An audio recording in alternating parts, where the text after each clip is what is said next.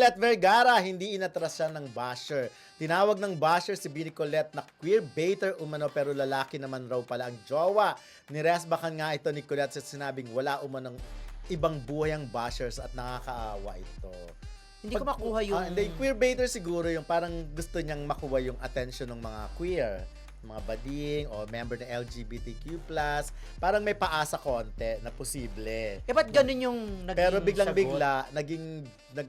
pinakita yung jowang ano. Siguro nagalit lang siya. Di ba Parang katulad nung hindi ko iba? makita yung argument niya na dapat di magkaroon ng sariling buhay ang bashers or something. Hindi, Dapat get a sabihin life, na, di ba? Pag sinabi nila, ba't mo pinapakailaman ng buhay ko? No? Get a life.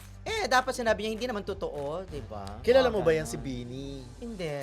Gusto ba makilala? Ikaw ba kilala mo? Hindi rin. Oh. Ang Gusto kilala ko makilala lang- natin? Hindi, kilala ko lang talaga sa Bini, si Mika, tsaka si Maloy. Yun lang talaga Si eh. Puma. Maloy. Si Pum. Maloy. Si Maloy kasi siya yung medyo, mamamarkahan mo yung itsura. Oo. Si Mika kasi very famous naman. Siya yung Oo. laging parang nakikita mo sa harapan. Pero yung iba hindi Pero talaga. ikaw, Promise. kapag ka binabash ka ng ganyan, kunwari queer-baiter ka, Ah. ano magiging reaction mo?